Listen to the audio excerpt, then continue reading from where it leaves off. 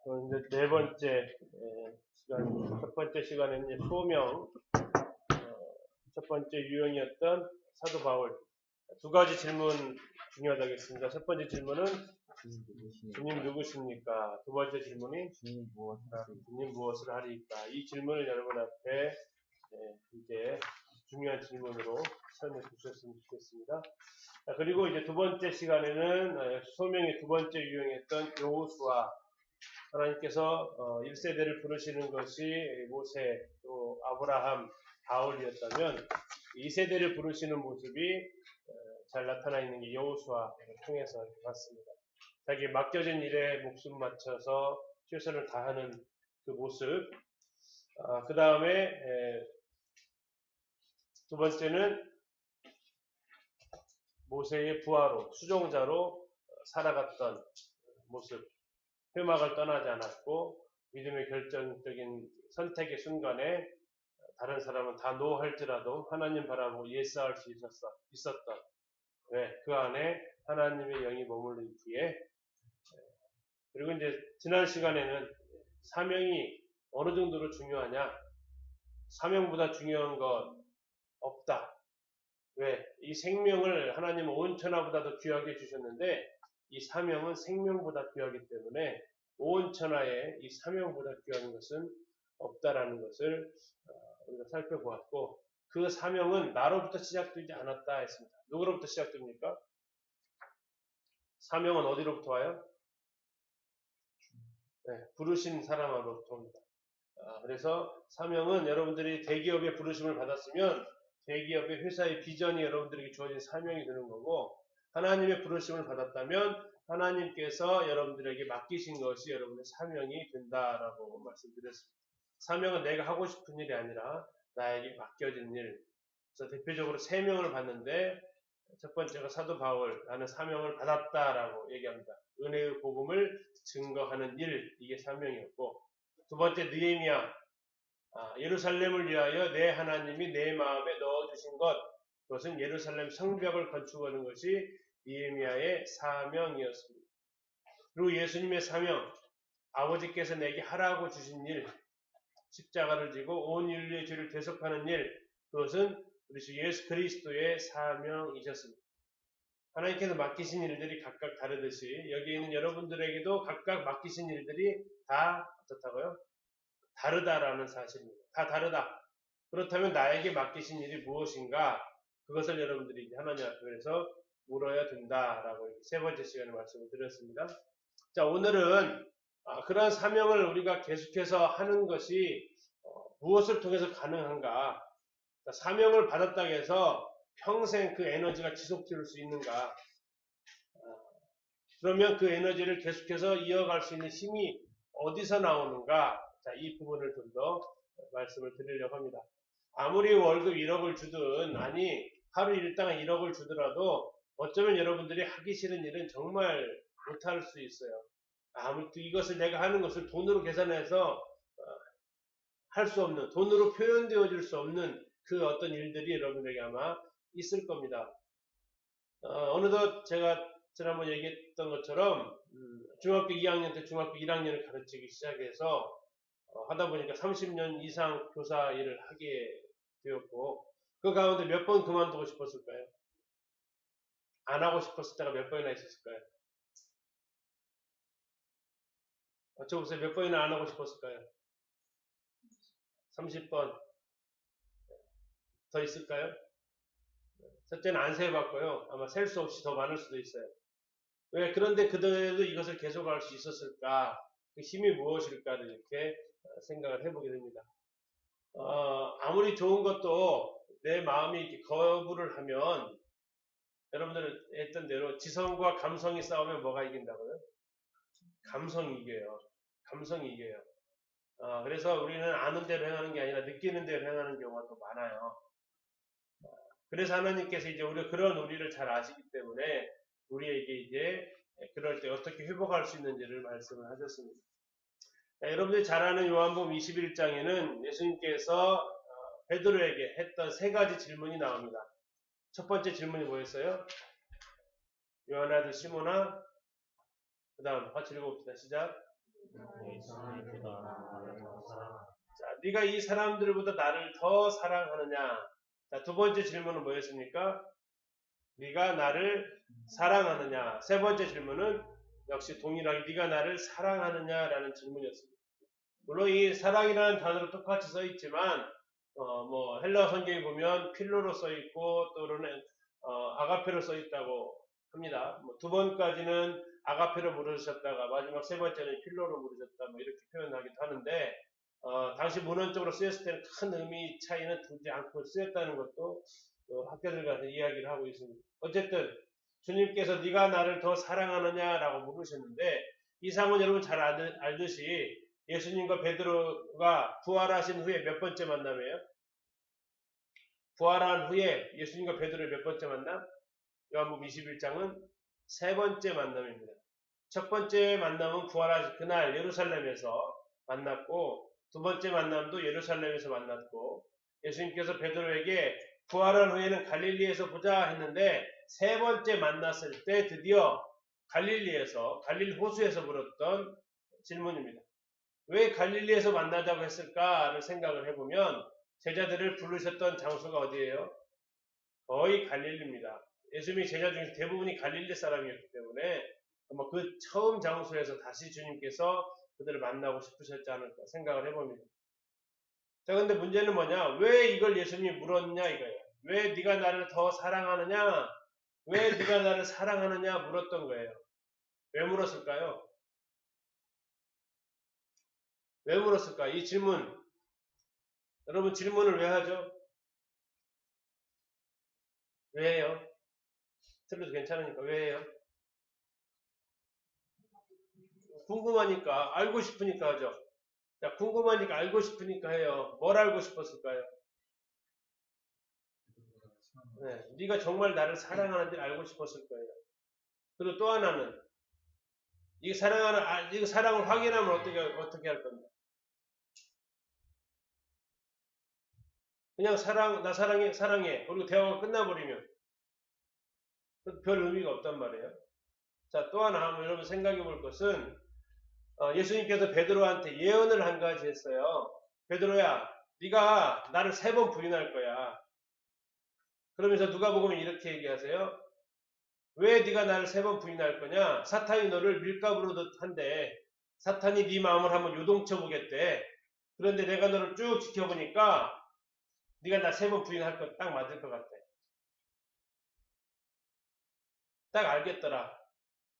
여러분들이 이제 어린이나 아이들이 가르쳐다 보면 내가 그 아이들의 상황을 한 4, 5개월, 6, 7개월 지켜다 보면 내가 이런 질문을 하면 어떤 대답이 나올지 대충 알아요. 왜냐하면 그것을 아이를 판단하는 게 아니라 그 아이의 살아왔던 모습을 딱 지켜봤을 때 이러한 질문을 탁 던지면 여기에 대해서 성공하겠다, 실패하겠다 안다고. 좀 더 쉽게 얘기하면 아이들이 평소 학교에서 아이들한테 수학 문제를 가르쳐요. 그러면 이 아이한테 이 문제를 풀었을 때 이 아이가 풀 것인가 말 것인가를 그 담임 선생님이 예측할까 못할까? 하더라고요. 이 아이는 이런 정도는 풀어낼 거야. 이 아이는 아마 이거 못 풀 건데 너 한번 해봐. 그러면 우와 이럴 때도 있지만 거의 대부분 역시 어렵구나라고 표현은 안 하지만 그러면 이 아이는 여기서부터 다시 해줘야겠다는 느낌을 갖는단 말이에요. 자, 예수님께도 동일한 부분이었을 것으로 봐요. 베드로가 워낙 즉흥적인 사람이었기 때문에 사탄이 예수님한테 청구를 했다고 얘기해요. 예수님, 내가 베드로 한번 뒤집어 볼 텐데 이 베드로가 위험에 처했을 때 예수님 부인할까요? 안 할까요? 딱 청구를 한 거예요. 그때 예수님이 사탄한테 뭐라고 했냐면 어떤 대답을 했을 것 같아요? 차라리 욥 같았으면 야 시끄러운 소리 말어. 욥은 어떤 상황에서도 나를 인정하는 사람이야. 내가 보장해. 한번 해봐. 이게 욥이었다면 베드로한테는 동일하게 사탄이 또 한번 청구를 한 거야. 베드로 한번 하면 어떻게 될까요? 그때 예수님이 뭐라고 했어요? 예수님이 어쩌면 고개를 이렇게 숙이시고 베드로 이 시험 통과 못할 것 같아. 차라리 욥 같았으면 얼마든지 해보라고 시키겠는데 이 베드로한테 이 시험이 온다? 어려울 것 같은데 이 느낌이 온 거예요. 자, 그 장면이 누가복음에 나와 있는 잠시 한번 보겠습니다. 누가복음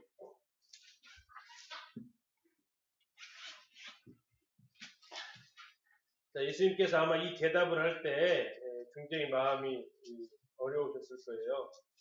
22장 31절.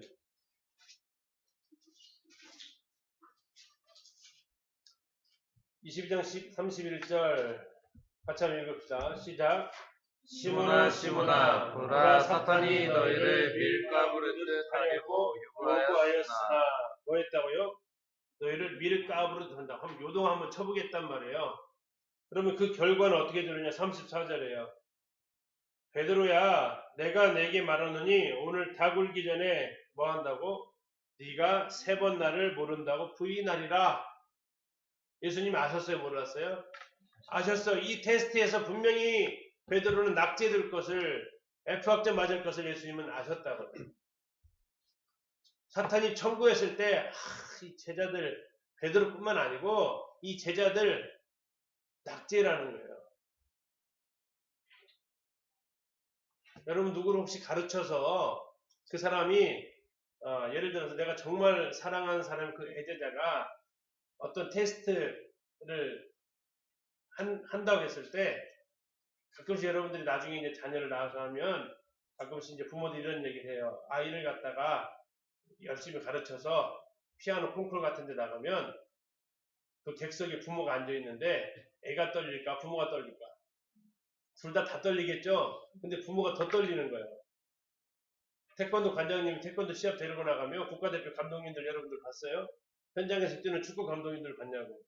거기서 있을 때 그 안에서 감독들의 표정이나 행동들이 가끔씩 카메라로 잡히면 자기가 뛰지도 않으면서 어때요? 막 더 답답해하고 더 미치겠는 거예요. 그거 생각하면서 여러분 지금 사탄이 제자들을 한번 확 움직여보겠다고 요동을 한번 쳐보겠다고 그러면 당신의 제자들 잘 견디는가 한번 보겠는데 어떻게 잘 견딜 것 같습니까? 하는데 예수님이 뭐라 하겠다고요? 아 참아. 아 얼마든지 해봐라. 이 말을 못 하시는 거예요. 자 이번 한 주간 여러분들에게 예수님께서 찾아와서 예수님 기름넣기 예비교석에 나오는 우리 형제자매들 제가 살짝 한번 들었다 하면 나올 텐데 그들 어떻게 들 것 같으세요? 여러분 어떨 것 같아요? 사탄이 여러분들 밀가루에서 한번 확 뒤집어 여러분 감정을 확 상하게 하는 일이 생기거나 여러분이 갑자기 어려움이 확 닥치면 그때도 여러분들 어떻게 할 것 같아요? 나의 주심의 나의 하나님이십니다. 하나님이 영광을 받으십시오. 이렇게 될 것 같아요? 아니면은 하나님 원망할 것 같아요? 근데 여러분한테 그 대답을 요구하는 게 아니라 주님한테 그 대답을 요구해요. 주님이 이 상태에서 어떻게 대답하셔야 좋아요? 얼마든지 해봐. 나는 가비도. 이러면 얼마나 좋겠냐고. 근데 예수님은 차마 그 말을 못 하는 거예요. 뭐라? 그러면서 베드로한테 얘기하는 거예요. 내가 보니까 너 3번 다 부인할 것 같아. 보여 그게. 근데 예수님께서 뭐라고 하셨냐면 32절 가서 32절 같이 읽습니다. 시작. 그러나 내가 너를 위하여 내 믿음이 떨어지지 않기를 기도하였노니 너는 돌이킨 후에 내 형제를 묻게 하라.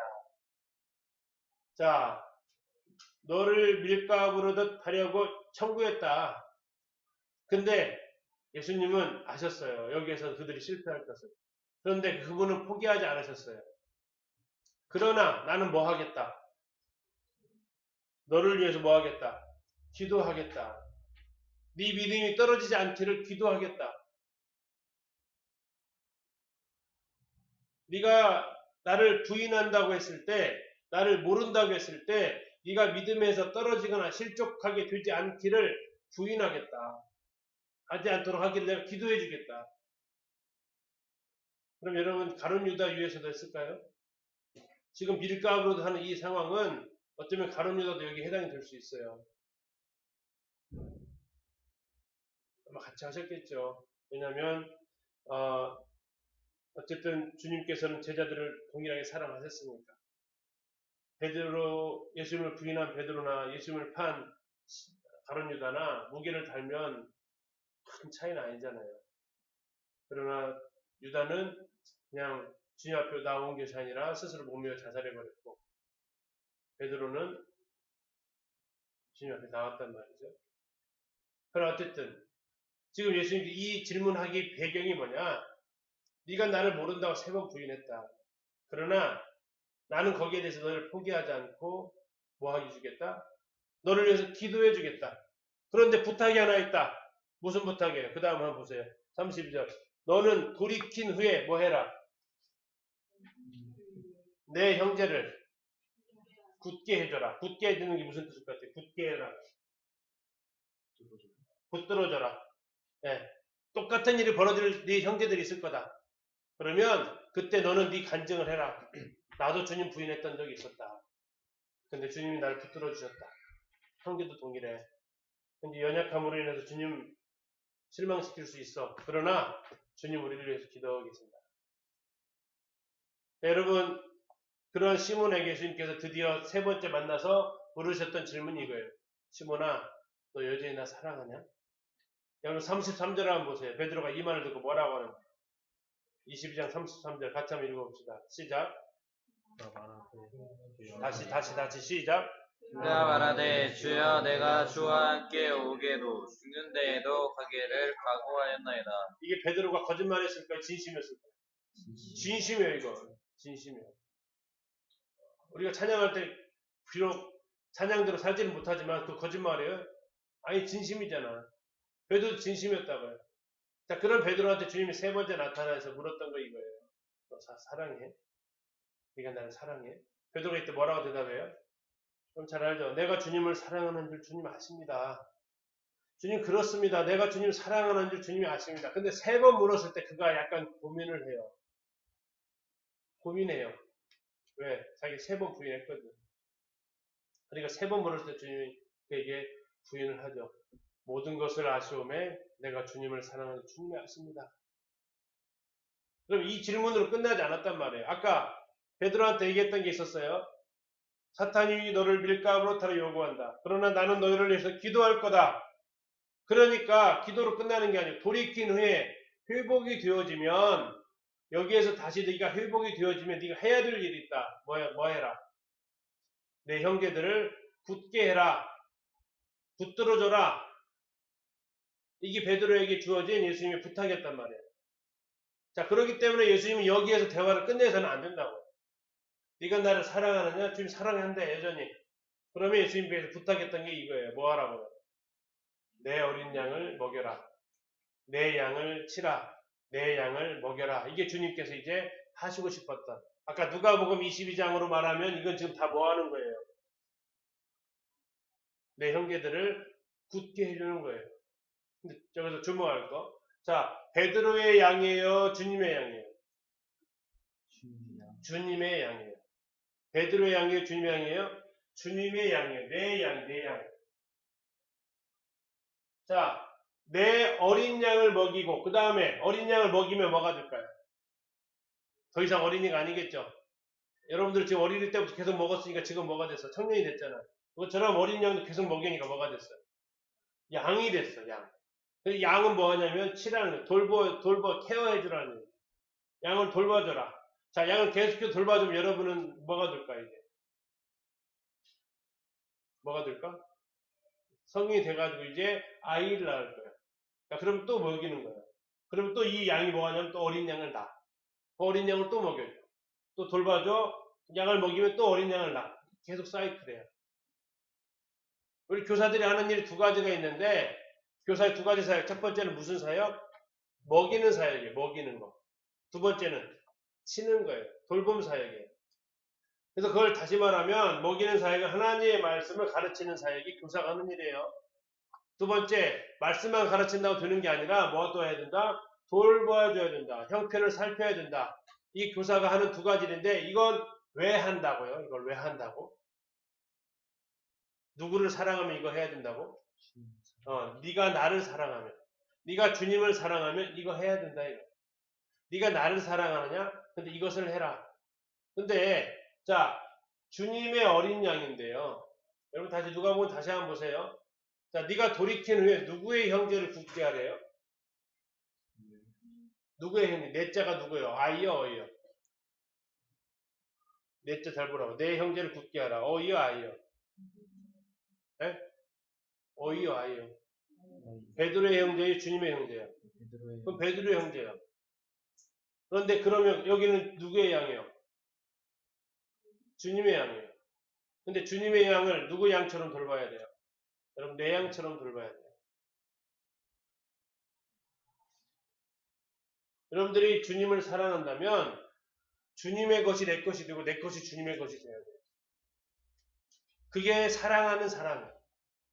사랑하는데 통장이 따로따로 쓴다? 그건 문제가 있는 거예요.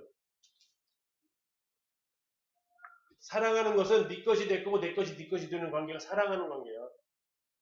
주님 말씀하세요. 뭐라고? 네가 나 사랑해?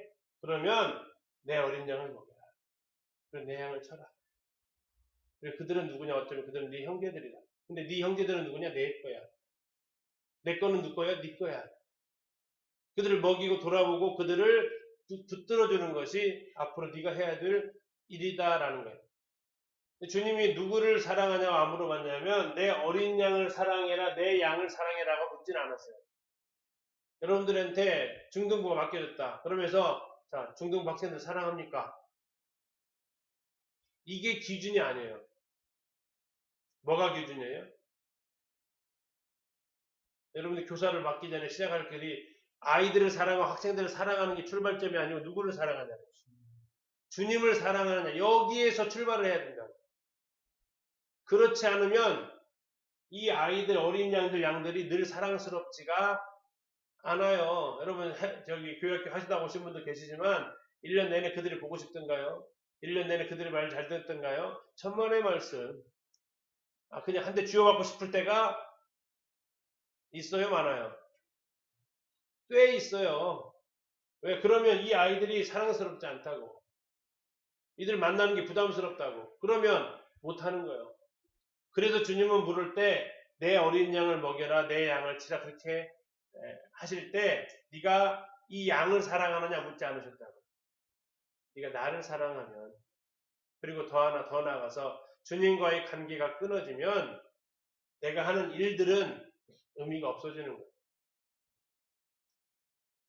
자, 주님과의 관계가 우선일까요? 주님의 일이 우선일까요? 관계가 우선이에요. 자, 앞에서 했던 질문, 네가 나를 사랑하느냐? 이것은 관계일까요? 일일까요? 관계예요. 양을 먹이고 치는 것은 관계예요, 일이에요? 이거 일이라고요. 근데 뭐가 무엇을 끌어가느냐? 사랑이 일을 끌어가느냐? 일이 사랑을 끌어가느냐? 하다가 우리가 지치는 이유는 주님과의 관계보다 이것에 더 우리가 우선순위를 두었을 때 굉장히 어렵고 하기 싫고 그래요.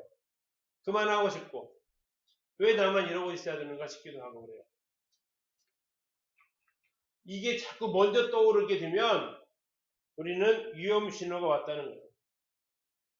그래서 주님은 항상 어떤 일을 맡기실 때 네가 그 일을 사랑하느냐라고 네가 그 일을 하는 걸 좋아하냐고 묻지 않으세요.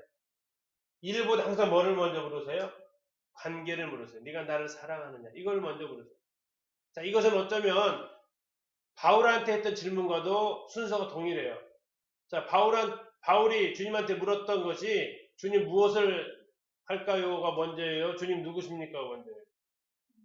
주님 누구십니까가 먼저라고요. 여러분 관계 형성이 되어야만 그 다음에 여러분 주님께서 맡기신 일도 할 수 있는 거라고. 사명이 먼저가 아니고 소명이 먼저라고요. 주님과의 관계가 더 먼저라는 얘기예요. 자, 그래서 만약에 이게 순서가 확 바뀌면 무슨 일이 벌어지느냐? 교사의 학기 직분이 뭘로 여겨진다고요? 일로 여겨진다. 자, 일로 여겨지면 무슨 신호등이 뜬 거예요? 무슨 신호등? 적신호등이 뜬 거예요. 빨간 신호등. 빨간 신호등의 특징은 뭐예요? 뭐 해라? 멈춰라. 자, 멈춰라예요? 시동 꺼라예요? 빨간 신호등은 멈춰라예요? 시동 꺼라요? 멈춰라요? 시동 끄라는 얘기 아니야. 일로 느껴져. 그럼 아예 안 해버려. 이게 아니라고. 하기 싫어. 안 해. 쉴 거야. 안 해. 이게 아니고 잠시 정지 한번 해. 잠시 한번 멈춰서 생각해보라 이거야. 내가 하는 일이 사랑이냐 일이냐 했는데 어느덧 사랑이 아니야. 주님 사랑하기 때문에 하는 게 아니라 그냥 먹이고 치아주니까 하고 있어. 그러면 멈춰라 이래, 멈춰. 이것은 교회학교 일뿐만 아니에요. 여러분들 청년부에서 어떤 활동을 하고 섬기든지 무엇을 하든지 교회 안에서 어떤 사역을 하든지 내가 주님과의 관계보다 자꾸 일이 먼저 생각이 되어지고 말씀보다 기도보다 내가 해야 될 일이 자꾸 먼저 떠오르면 빨간불 들어왔다고 생각하세요. 멈추라고. 이 신호 멈추고 가버리면 어떻게 되죠? 빨간불 들어왔는데 그냥 가버리면 교통사고 나요. 사고 난다고. 무슨 사고 날까 우리는? 온갖 입에서 불평, 불만이 막 나오면서 이제 부딪혀요. 그러면서 더 이상 이거 못해요. 이제. 장로일도 못하게 되고 집사일도 못하게 되고 속으로 리더도 못하고 교학교 책임맡아 그 일도 못할 뿐만 아니라 하고 있는 교사일도 못하게 된다고. 왜? 사고 난다고. 그 입에 자꾸 불평이 나오는데 그 일을 한다고 한들 하나님 영광을 받으시겠어요? 못 받아요. 여러분 주님께서 맡기신 일에 적신호가 들어왔다면 잠시 멈추고 뭐부터 따져봐야 된다? 주님과의 사랑의 관계부터 따져봐라 이거예요. 주님과의 관계부터 돌아가서 회복되어져야 일이 일로 여겨지지 않는다 이거예요. 일이 사랑으로 여겨져야 된다는 얘기예요. 주님 말씀하셨던 건 네가 나 사랑하면 그거 하는 거야. 그래서 그거 하는 이유 양을 먹이는다라는 것은 그것은 뭐 한다는 얘기예요. 주님 사랑합니다라는 고백이라는 거예요. 여러분 일로 여겨질 때 불평하고 원망하고 짜증내고 포기하고 싶어요. 이건 제가 다 경험했던 것을 써놓은 거예요. 왜 나만 이렇게 살아야 돼? 다른 사람들 놀고 있네? 아 오늘 또 해야 돼? 왜 이렇게 일주일은 자주 들어와? 아, 안 하고 싶다. 그만하고 싶다. 이럴 때가 여러분 자주 온다고요. 뭐가 바뀌었을 때? 순서가 바뀌었을 때. 그때 여러분들 해야 될 일은 뭐냐면 누가복음 10장에 나와 있는 마르다와 마리아의 이야기가 나와요. 마르다와 마리아 두 자매 이야기가 누가복음 10장 38절에 42절에 나와요. 여러분 들어봤을 겁니다. 예수님께서 마르다의 집에 찾아왔어요. 근데 그 집은 자 마르다의 집 그 마을 이름 아는 사람 마리아 마르다가 살던 마을 비읍 디귿 니은 베다니에 살았어요. 베다니의 뜻이 뭘까요? 베다니의 뜻이 뭐냐면 가난한 자의 마을이에요. 가난한 자의 마을. 별로 와닿지 않죠? 세 글자로 줄이면요. 비읍, 미음, 치읓, 빈민촌. 베다니는 무슨 마을이냐면 가난한 자들의 마을 빈민촌이에요. 자, 그러면 빈민촌에 살고 있는 집은 어때요? 거기에다가 좋은 집 지을까요? 한 명이라도? 없어요. 거기 다 허르르스름한 집들이에요. 그럼 베다니 마리아 마르다가 살고 있었던 그 집은 예수님이 들어갔을 집이지만 그 집은 깨끗하고 화려한 집이 아니고 넓은 집도 아니었을 거라고요. 거기는 그 동네 자체가 빈민촌이라고. 베다니 마을 자체가 아주 허름한 동네라고요. 근데 그곳에 예수님이 찾아가셨어요. 그랬더니 누가 마르다가 영접을 하고 예수님 저희 집에 와서 오시죠? 초대를 했어요. 자, 예수님 오시니까 제자들하고 같이 왔을 거 아니에요? 그럼 최소한 손님이 몇 명? 예수님 플러스 12제자니까 13명, 최하 13명. 자, 갑자기 13명이 식사 준비를 하면 어떻게 될까? 자, 이 집은 빈민촌이라고요. 가정부 있어 없어요? 없어요. 누가 다 해야 돼? 마르다가 다 해야 된다고. 근데 다행히도 누가 한 명 있었어요? 여동생 마리아 있었다고요. 그럼 상식적으로 주여자매 집에 손님 왔다. 그런데 주여자매는 막 바쁜데 이네 같이 방 안에서 나오질 않아. 그럼 어떨 것 같아요? 너 빨리 안 나와? 그렇게 해야 될 거 아니야. 속 터지지. 지금 일손이 없는데 나 혼자 이걸 다 해야 되는데 한두 명도 아니고 13명인데가 기본적으로 오빠 나사로 있지 마리아 있지 마르다 있지 여기 17명과 식사를 준비해야 되는데 얼마나 바쁘겠냐고. 또 하나 먹을 거라도 좀 많이 있냐고. 여기 빈민촌이라고. 재료라도 풍성하면 근데 그것도 아니라고요. 근데 그 집에 와서 손님이 오셨는데 마리아는 나올 줄을 모르고 자기 혼자 해. 자, 여러분 이제 퀴즈 본 안 펴서 읽었으니까. 자, 마르다의 여기에 반응은 뭐였을까요? 감사일까 불평일까? 불평. 자, 1번 예수님께 대한 불평. 2번 마리아를 향한 불평. 자, 누구를 향해서 불평을 쏟아냈을까? 예수님을 향해서, 1번 예수님을 향해서, 2번 마리아를 향해서. 자, 예수님을 향해서 불평했다. 하나, 둘, 셋. 마리아를 향해서 불평했다. 네, 둘 다 불평했다. 자, 여러분 누가복음 10장을 찾아보시면 예수님한테 불평해요. 뭐라고? 아, 예수님 마리아 좀 내보내야지. 지금 뭐 하시는 거예요? 나 혼자 이렇게 바쁘게 이러는 거 안 보이세요? 마리아한테 하는 게 아니고 예수님한테 불평하고 있어요. 예수님한테. 그때 예수님께서 마리아한테 이 얘기를 해요. 한 가지만 해도 돼. 뭘? 반찬 하나만 해도 돼. 괜찮아. 나 너 먹으러 온 거 아니야. 너랑 얘기하고 싶어서 온 거야. 하나만 해도 돼. 그리고 마리아는 더 좋은 것을 선택을 했어. 자, 이것을 여러분들 아까 했던 대로 뭐 주의점, 인해점의 비교할 상황이 아니고 내가 어떠한 선택을 하고 있느냐를 보라고. 내가 마르다처럼 그걸 선택하고 있냐, 일을 선택하고 있냐, 마리아처럼 주님과의 관계를 선택하고 있느냐. 주님 말씀하세요. 뭘 선택을 해라? 관계 선택을 해라. 관계 선택을 하면 그리고 나서 이 사건 이후에 예수님께서 이제 돌아가실 날이 약 일주일 앞에 두고 베다니 마을을 다시 한번 찾아오세요. 근데 그때는 잔치가 벌어져가지고 자기 집에 모실 상황이 아니야. 빈민촌이거든. 굉장히 집이 좋은 집이 아니거든. 그래서 옆에 있었던 다른 시몬이라는 사람이 집에 모셔요. 그때 예수님이 오시는데 마리아가 뭘 들고 나와요? 향유 옥합을 들고 나와요. 그 가난한 집에 살던 사람이 그 향유 옥합인데 그것은 결혼 지참금이에요. 얼마 정도 든다고요? 300데나리온. 1년 연봉이에요. 근데 그걸 어떻게 했어요? 주님 발에 부었어요. 주님과의 관계가 우선하게 되면 어떤 일을 한다고요? 자기가 평생 모은 것을 드릴 수 있는 헌신이 나오지만 관계보다 일에 내가 매몰되어 있으면 어떻게 된다고요? 하면서도 불평하고 있다. 여러분들 예수님께서 하셨던 말씀을 잘 기억하세요. 마리아는 더 좋은 편을 선택했다. 어쩌면 여러분들도 매일매일에서 선택을 하게 돼요. 일이냐 관계냐. 그런다고 아까 얘기했어요. 빨간색은 주차장이 아니에요. 멈추라는 얘기예요. 자꾸 내가 일보다 일이 더 우선시 되는 상황이 오면 한 번쯤은 멈추고 생각해라. 내가 이거 왜 하지? 이게 주님은 물어보는 거예요. 네가 이것을 하는 이유는 나를 향한 사랑의 표현이야. 아, 내가 주님 사랑함으로 하나? 이게 안 되면 다시 주님 말씀 앞에 여러분 기도하시고 주님 사랑함으로 할 수 있도록 해달라고 기도해요. 그렇지 않으면 계속 입에서 이게 사라지질 않아요. 그러면 이런 가르침을 받는 사람이 좋겠냐고요. 아니요. 자, 관계와 일, 여러분 뭐가 우선이라고요? 관계가 우선이다. 그런데 그럼 관계는 말로 끝나는 게 아니에요.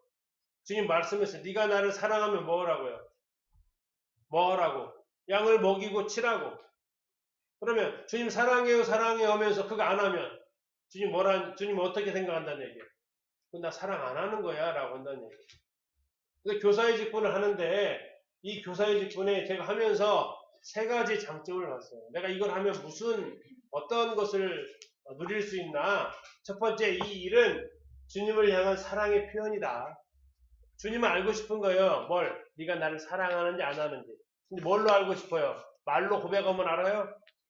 아니요. 주님 사랑합니다. 내가 주님 사랑한 주님이 아십니다. 아, 주님 아시잖아요. 이렇게 말하면 돼요? 아니요. 주님 어떻게 했냐면 네가 나를 사랑하면 뭐 해라? 내 어린 양을 먹여라. 네가 나 사랑한다고? 그럼 내 양을 돌봐줘라. 그러면 네가 날 사랑한다라는 그 고백이 진실하다는 것을 알겠다. 자, 일이냐 관계냐? 관계 우선이에요. 그러나 그 관계는 무엇을 통해서 주님이 표현되어지느냐? 주님께서 맡겨주신 그 일을 통해서 맡겨진다. 마치 이와 같은 거예요. 우리 지원이 아빠 사랑해요? 근데 아빠가 어떤 것을 시키면 안 하면 아빠는 어떻게 느껴질까요? 사랑한다고 느낄까요? 아니면은 아니란 말이에요. 예수님께서는 전에 다른 요한복음 이렇게 말했어요. 너희가 나를 사랑하면 내 계명을 지킨다라고 얘기하고 있어요. 사랑하면 그 사람 마음을 들어주고 싶은 거예요. 자, 예를 들어서 우리 현수 형제가 엄마 사랑한다. 근데 엄마가 야 올 때 아이스크림 하나 사와라 그랬는데 현수 형제 들어갈 때 그러면 돈도 있고 시간도 있고 마트에 들어가서 뭐 사야 돼요? 아 근데 나는 아이스크림보다 과자가 더 좋아. 과자 사가지고 들어가면 엄마가 뭐라고 할까? 그러면 엄마는 거기서 행복을 못 느끼시는 거죠. 나를 사랑하면 뭐 한다? 내가 원하는 것, 내가 부탁한 것을 한다 이거예요. 네가 나를 사랑하느냐? 그러면 양을 먹여라. 양을 돌아봐라. 그걸 통해서 네가 나를 사랑한다는 것을 내가 느낄 수 있고 알 수 있다. 그래서 여러분들이 교사 일을 한다는 얘기는 이 교사 일뿐만 아니라 더 나아가서 복음을 전하는 것도 마찬가지입니다. 하나님께서 맡기신 양들, 사람들을 섬기는 일들, 그것은 주님을 향한 사랑의 표현이야. 그러면서 이렇게 하세요. 오늘 분만 말씀 준비하면서 말씀 또 준비해야 돼? 그렇게 하는 게 아니라 주님 저 말씀 준비하는 거 보니까 주님 양을 먹이는 거예요. 그렇죠? 주님 제가 주님 사랑하기 때문에 이거 하는 거예요. 주님 사랑해요? 하면서 하는 거예요. 신방을 또 가야 돼. 그저 왜 이 녀석을 이렇게 안 나와 자꾸 신방하게 만들어? 이게 아니고 주님 제가 저 양을 돌봐주러 가요 주님. 왜 갈까요? 주님 사랑하니까 가요. 제 사랑의 고백이에요. 내가 가고 있는 그 아이를 향해서 찾아가는 이 한 걸음 한 걸음은 내가 주님을 사랑하고 있다는 고백이에요. 라고 말할 수 있는 기회라고. 사랑은 표현되어지는데요. 표현되어져야 그 사랑이라고 말하는데 여러분들이 표현할 수 있어요. 두 번째, 그렇게 하다 보면 뭘 할 수 있다고요? 주님의 마음을 알게 돼요. 자, 아까 여러분 베드로한테 주님이 부탁했던 게 있어요. 누가복음에서 돌이킨 후에 뭐를 해라고 했어요? 형제들을 굳게 해라, 붙잡아줘라. 자, 그거 붙잡아주면서 넘어진 형제들 일으켜주면서 베드로는 무슨 생각했을까요? 주님이 이런 마음으로 나를 위해서 기도하셨겠구나. 이런 상황, 이 정말 그렇게 가르쳤는데 넘어졌고 실패하고 그런 형제들을 보면서 무슨 생각하냐고. 나도 그랬었는데 그때 나를 보는 주님의 마음이 이랬겠구나. 그러면서 주님의 마음을 알아요.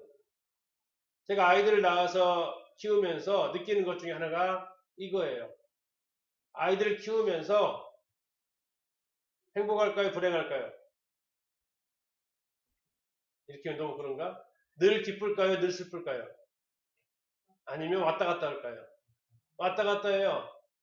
어떨 때 기쁠까요? 아이가 아빠의 마음을 알아줄 때 기쁘더라고요. 아이가 아빠를 반가워해줄 때 기뻐하더라고요. 그리고 나면 예림이가 팔짝팔짝 뛰면서 기뻐해줘요. 예, 나머지 아들들은 안녕 다녔어 이러고 그러는데 예림이 혼자 지 혼자 팔딱팔딱 뛰면서 기뻐한다고. 그럴 때 어떻다고요? 마음이 굉장히 기뻐요. 그러면서 생각하는 거예요. 주님 마음이 어떨지. 주님이라는 단어를 떠올릴 때 그냥 무감각하고 있는지 아니면 주님만 그 이름만 떠올려도 그 얼굴만 떠올려봐도 내 마음이 행복한지. 그럼 주님 어떻다고? 주님 기뻐하신다는 걸 느끼는 거예요. 어떨 때 좀 마음이 힘들어져요? 아빠가 했던 것들에 대해서 자꾸 안 듣고 또는 못하고 할 때 힘들어요. 얘기했던 것과 다른 쪽으로 자꾸 선택을 해나갈 때 어려워요. 그러면 생각하는 걸 내가 그렇게 하고 있지 않았나? 내가 하나님 말씀했는데도 여전히 내 마음대로 살고 있지 않았나? 그거 생각하는 거예요. 그러면서 아버지의 마음이 뭔지를 알아가요. 여러분 교사 일을 하면서 주님의 마음을 알아갈 수 있다. 자, 세 번째, 주님의 능력을 경험할 수 있어요. 여러분 혹시 꼭 여러분 교사 일을 하면서 여러분 꼭 경험해 봤으면 하는 것은 여러분들이 복음을 전하는데 복음을 전하는 그 상황에서 아이들의 표정이 확 바뀌는 거 혹시 경험 못 해봤죠? 얼마나 놀라운지 아세요? 어린이 캠프를 갔는데 애가 상담하고 싶어요? 하기 싫어요? 대부분이 하기 싫어서 와요. 상담하기 싫어서 와요. 그냥 가라고 하니까 왔어요. 그래서 그냥 얘기해요. 너 오고 싶어서 오기 싫었어. 아무 말 안 해. 너 빨리 끝나고 가고 싶지. 네, 그러는 거예요. 그러면서 이제 하면서 얘기를 한 20분 하면서 이 아이에 대해서 이제 얘기를 해주고 하는데 얼굴이 갑자기 예수님의 사랑에 대해서 석재와 예수님의 부활에 대해서 얘기를 하는데 아이의 얼굴이 갑자기 하면서 보거든요. 뭘 보냐면 이 아이가 듣고 있는 안 듣고 있는가를 봐야 돼. 안 듣고 있으면 빨리 보내줘야 되고 듣고 있으면 해야 돼. 근데 계속 보면서 하는데 갑자기 얼굴이 확 펴졌어요. 갑자기 얼굴이 애가 확 펴졌어. 아, 이게 애가 천사같이 된다는 것이 무엇인지 느낄 수 있는 얼굴이 확 펴졌다고. 그때 여러분 그 전율감이 있어요. 캠프 가서 한 3번 정도 경험을 했어요. 3번 정도. 주일학교 애기 하나, 고등학생 하나, 또 초등학교 6학년 아이 하나. 와, 뭘로 바뀌었을까 그 애가요? 제가 복음 전에서 바뀌었을까요? 그렇다면 누구한테든 이 복음을 전해도 다 바뀌어야 돼. 일반화가 돼야 돼. 내 능력을 했으면. 근데 그게 아니잖아요. 어떤 때는 구원 받고 어떤 때는 빨리 끝나고 가고 싶고 이건 결국 나한테 능력이 안 온다는 얘기예요. 하나님께서 그 아이의 마음을 변화시켰다는 얘기예요. 그런데 누구를 통해서? 나를 통해서 하셨단 말이에요. 여러분 그 일을 하다 보면 주님의 능력을 경험하게 돼요. 안 하면 평생 몰라요. 여러분 기도 한번 해보시고 경험 한번 해보세요. 캠프 가서 봉사만 하고는 것 물론 좋은 일이지만 여러분들의 아이들과 이 사람의 영혼을 변화시킨 일은 너무나도 놀라운 경험을 할 수 있어요. 근데 그건 언제 하느냐? 여러분들이 주님이 맡기신 일을 할 때 경험을 해요. 주님은 언제 능력을 보여주실까요? 언제 주님이 능력을 나타내 주실까요? 주님이 원하시는 일을 할 때, 주님의 뜻에 맞는 일을 할 때 그 능력을 드러내세요. 여러분들이 이 교사의 직분을 하든 또는 전도자를 하든 또는 아이를 돌보든 하나님께서 맡겨주신 사명을 감당할 때 이러한 것들을 다 느낄 수 있어요. 저는 이제 이 직분으로 부르심을 받으면서 느꼈던 거예요.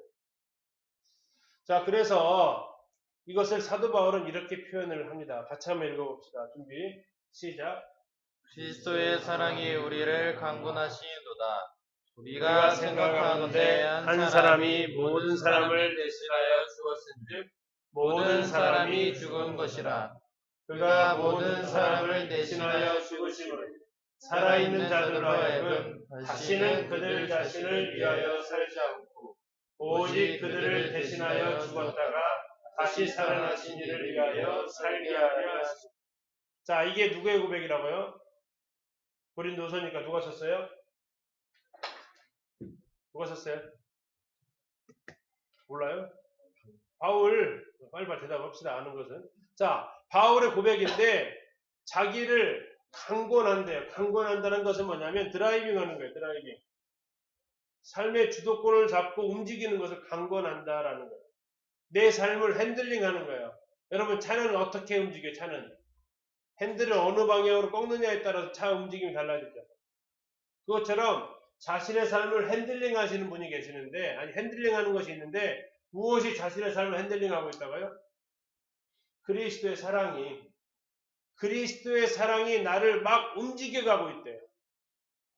어떻게 움직여가요? 더 이상은 나를 위해서 살지 않게 하고 있다는 거예요. 바울한테 물어봤다고요. 사도 바울 왜 전도합니까? 그럼 바울이 뭐라고 대답했을까요? 자, 이걸 여러분 이해했으면 답을 해야 돼요. 왜 전도합니까? 그럼 뭐라고 그가 대답했을까요? 주님이 나를 사랑했기 때문에 나도 주님을 사랑해서. 첫째, 스타트는 주님이 나를 사랑했기 때문에 그래서 나도 그 사랑에 대한 표현으로 한다라는 얘기. 여러분들한테 교회학교 교사, 왜 교회학교 교사 하세요? 하면 뭐라고 할까요? 교회에서 시켰는데요. 물론 그럴 수 있겠지만 그게 여러분들의 대답과 여러분들이 하는 행동의 이유가 되면 굉장히 슬픈 거예요. 그런 질문이 되어졌을 때 여러분 뭐라고 대답할 수 있으면 좋아요? 주님이 저를 사랑하셔서요. 주님이 저를 사랑하셔서 해요. 저도 주님 사랑하니까 해요. 이거. 여러분들한테 왜 신방 가요? 왜 애가 안 나와서요?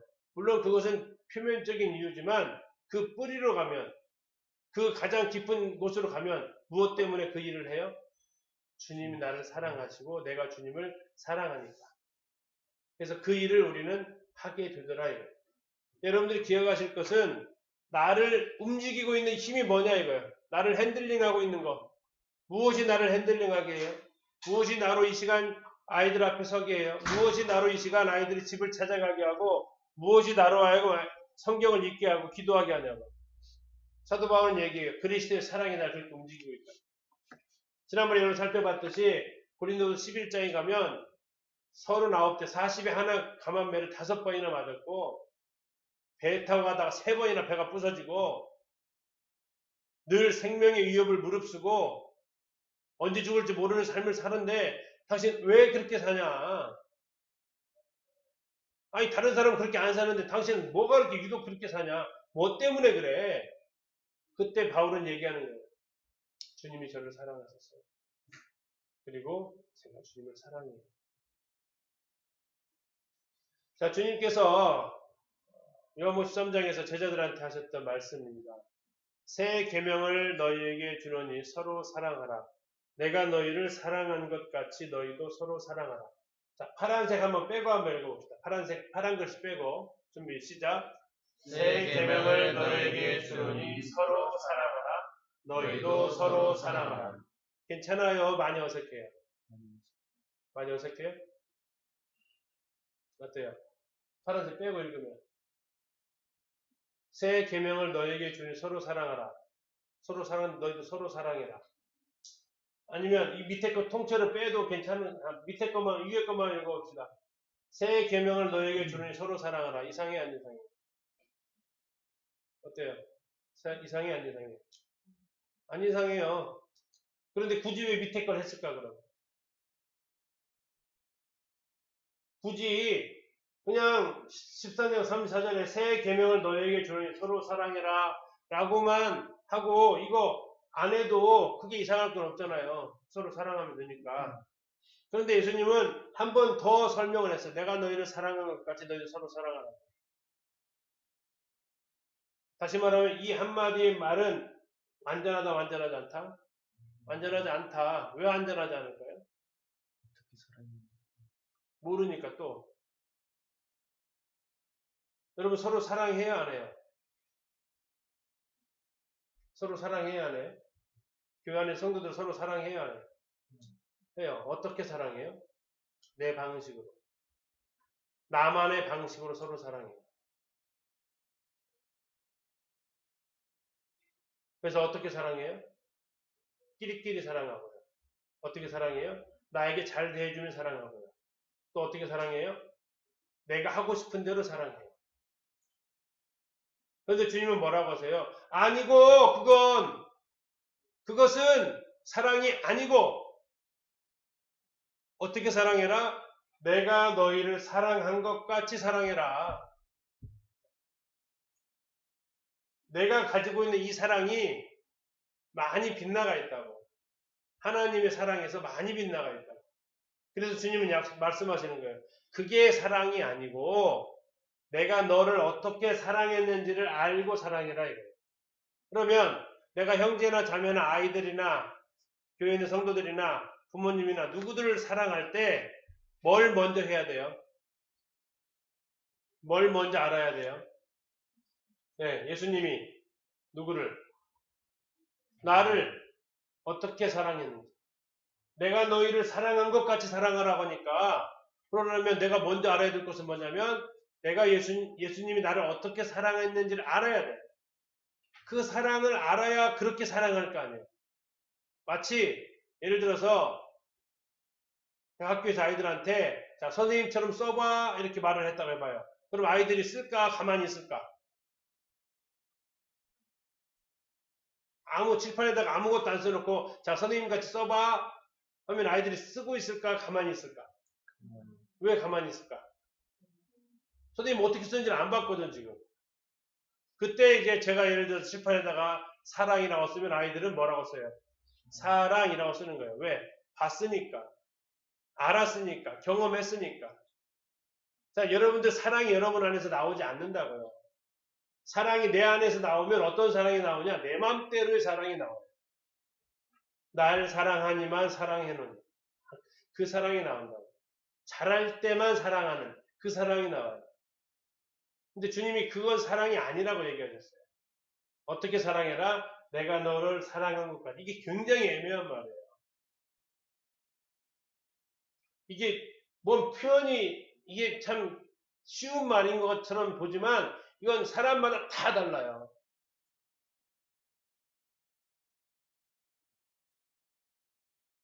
여러분, 주님이 여러분을 사랑하는 거 여기서 표현하라면은 11명, 지금 11명인데 11명의 표현이 어떨까? 다 달라요.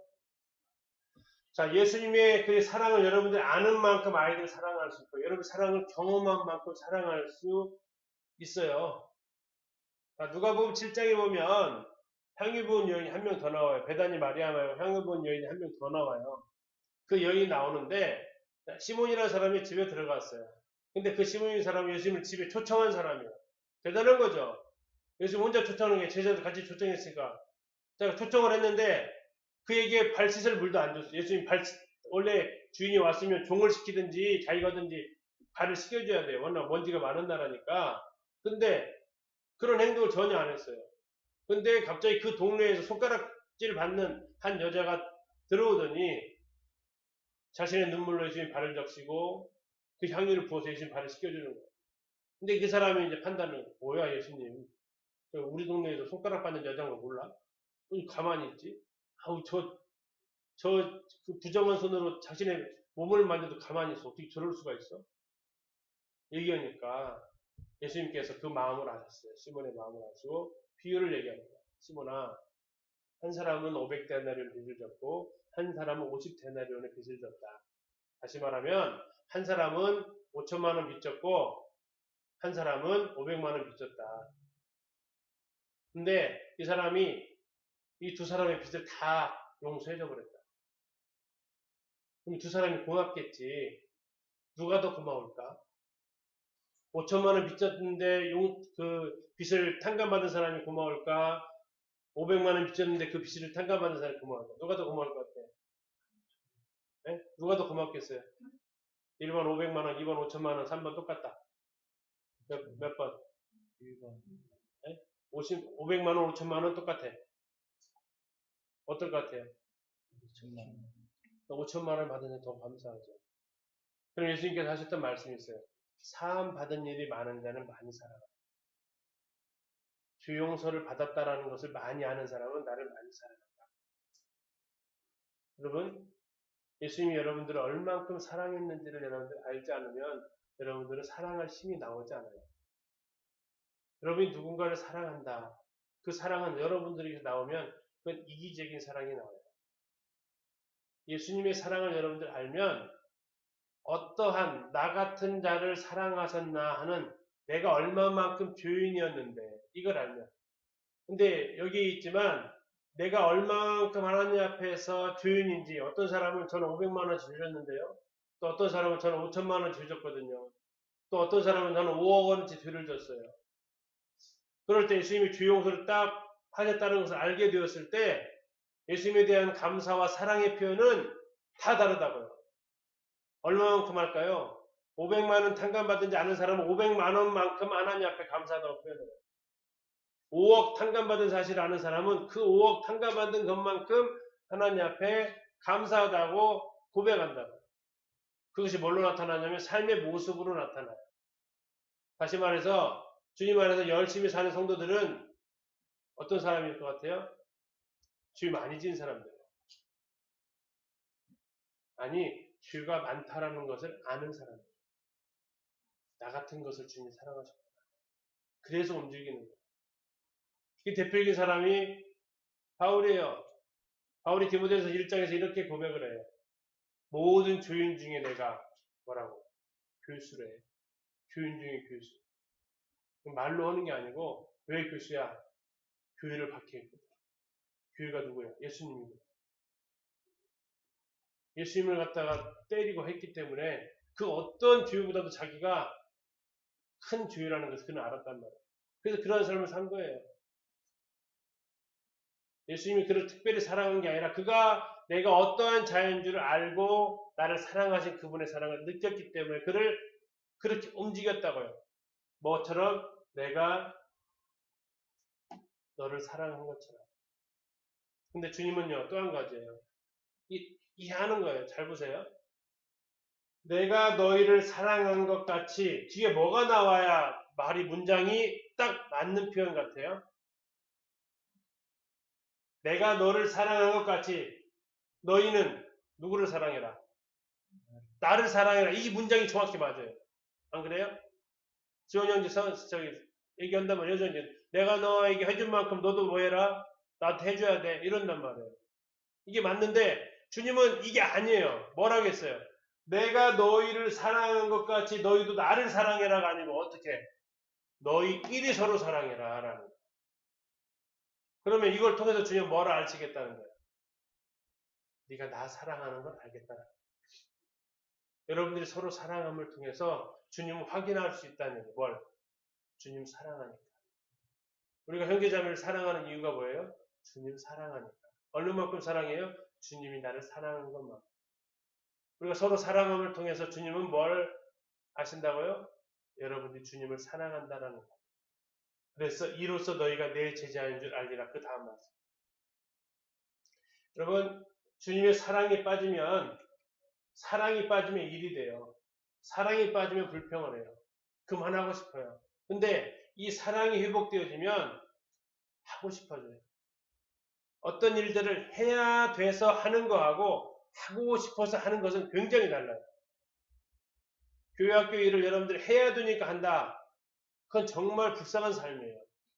아니, 여러분도 불쌍하지만 그 가르침을 받는 아이들도 불쌍하고요.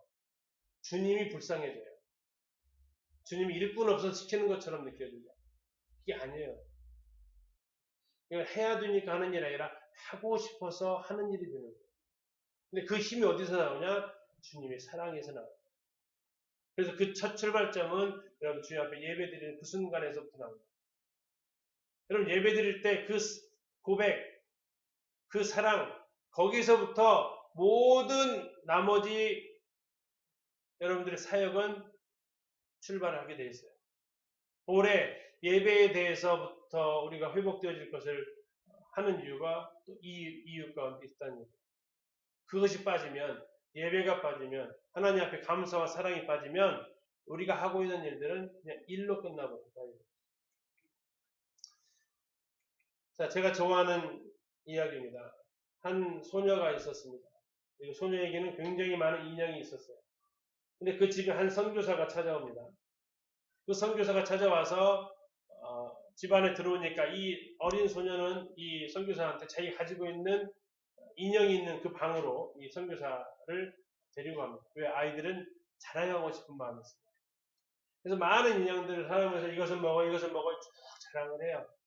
근데 할아버지 선교사가 갑자기 궁금해졌어요. 너무 많으니까 이 아이한테, 아이야, 이 많은 인형 중에서 너는 어떤 인형이 제일 좋아? 어떤 인형을 너는 제일 사랑해? 근데 그렇게 봤던 아이가 갑자기 표정이 시무룩해졌어요. 할아버지 급 당황했어요. 내가 좀 못 물어볼 거 물어봤나? 근데 갑자기 이 아이가 할아버지를 쳐다보더니 할아버지를 향해서 하는 말이 있어요. 할아버지, 웃지 마세요. 아주 심각한 표정으로 웃지 마세요. 안 웃을게요. 제가 가장 사랑하는 인형을 보여드릴 텐데 웃지 마세요. 걱정만 안 웃어요. 아니에요. 친구들은 웃었단 말이에요. 할아버지 웃으면 안 돼요. 안 웃을게요. 그러더니 아이는 진열장에서 인형 하나를 가져와요. 근데 할아버지는 그 인형을 가져왔는데 표현은 안 했지만 굉장히 놀랐어요. 그 인형이 왜 놀랐을까요? 그 인형의 상태가 너무 안 좋았어요. 팔 하나는 떨어져 있었고요. 집밥이 틀어져 있는 상태였어요. 근데 수선할 수 없는 그런 상태였어요. 그런데 이 아이한테 물었던 거예요. 웃지 않고, 그렇구나. 네가 이게 가장 사랑하는 인형이구나. 네, 야, 너는 왜 인형을 가장 많이 사랑해? 이 소녀의 말에 할아버지는 충격을 받았어요. 그리고 자신이 했던 것을 좀 불러 남긴 거예요. 이 아이가 하는 얘기였어요. 할아버지는 이렇게 생각했을 거예요. 이건 뭐 쉽게 얘기하면 이건 돌아가신 엄마가 저한테 사준 인형이에요. 이런 말 했으면 이해라도 갔을 거예요. 그렇죠? 이건 저희 할머니가 가장 사랑하시던 인형인데 저한테 주고 돌아가셨어. 이렇게 하면 이해라도 갔을 거예요. 근데 이 아이가 했던 말은 단순했어요. 할아버지, 친구들이 우리 집에 놀러 오면 우리 친구들은 많은 인형을 가지고 노는데요. 이 인형과는 아무도 놀아주지 않아요. 할아버지, 제가 이 인형과 놀아주지 않으면 이 인형은 아무도 놀아주지 않아요. 제가 이 인형을 사랑하지 않으면 할아버지 이 인형을 사랑해줄 사람이 아무도 없어요. 그래서 저는 이 인형을 사랑해요.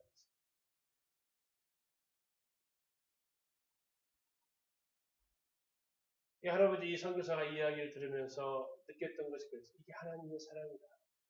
내가 사랑할 만해서 내가 하나님께부터 무엇인가 사랑할 만한 이유가 있으니까 사랑한 것이 아니고 하나님 아니면 나를 받아주거나 이해해주거나 사랑할 만한 사람이 없었기 때문에 고린도서 1장에서는 이렇게 얘기합니다. 너희를 택하심을 받아. 너희 중에서 문벌 좋은 자가 있냐? 너희 중에서 가문이 뛰어난 사람이 있냐? 너희 중에서 학식이 대단한 사람이 있냐? 너희 중에서 무엇인가 다른 사람들보다 사랑받을 만한 그 무엇이 있느냐? 없다. 그런데 너희가 어떻게 하나님의 사랑을 받을 수 있었냐? 그냥 하나님 너희를 사랑하기 때문에. 신명기 7장에서는 하나님이 이렇게 얘기하세요. 이스라엘아, 내가 너희를 사랑했는데 내가 너희를 왜 사랑한 것 같나? 다른 많은 민족들이 있는데도 불구하고 내가 왜 이스라엘 민족을 사랑한 것 같냐? 너희들이 다른 나라보다 커서겠냐? 아니면 너희들이 다른 민족보다 우수한 민족이라 그러겠냐? 아니다. 그냥 내가 너를 사랑하기로 선택한 거야. 교만할 것도 없고 우쭐댈 것도 없어. 그냥 너를 사랑하기로 선택한 거야. 무조건적인 사랑이야. 소녀가 인형을 사랑했던 것처럼 예수님께서 저를 그렇게 사랑했어요. 어쩌면 교회는요, 여러분들 교회 와서 상처받죠? 어려움 있죠? 왜 저렇게 할까? 하죠? 왜 그런지 아세요? 여기는 죄인들이 집합소예요. 죄인들이 집합소. 어떤 죄인인지 아세요? 예수님 죽이는 만큼 죄 지은 사람들 집합소. 어떤 죄인인지 아세요? 예수님 아니면 감당이 안 되는 사람들이 모인 곳이에요. 뛰어난 인격의 소유자들이 여기 모인 것이 아니고요. 예수님 아니면 감당 안 되는 사람들이 이곳에 모인 것이에요. 이 중에서 예수님 아니어도 나 감당할 수 있어요. 그럼 나가셔도 돼요. 이 자리는 예수님 아니면 저는 안 돼요 하는 사람들, 고백하는 사람들 모인 장소예요. 이게 얼마나 심하겠어요. 그렇다고 우리가 함부로 사는 건 아니죠. 어떻게 해요? 주님 사랑하기 때문에. 나를 사랑하시 그 사랑 아닐까. 더 이상 이제는 나를 위해 살고 싶은 마음이 사라진 사람들이에요. 여러분들이 그 사랑을 알 때, 내가 어떠한 사람인지를 알 때, 그 사랑에 의해서 내가 움직일 수 있어요. 주님은 주님이 아니면 안 되기 때문에 나를 구원하셨다는 사실 여러분들이 기억을 하시면 좋겠습니다. 오늘 여기까지 하고 기도하겠습니다.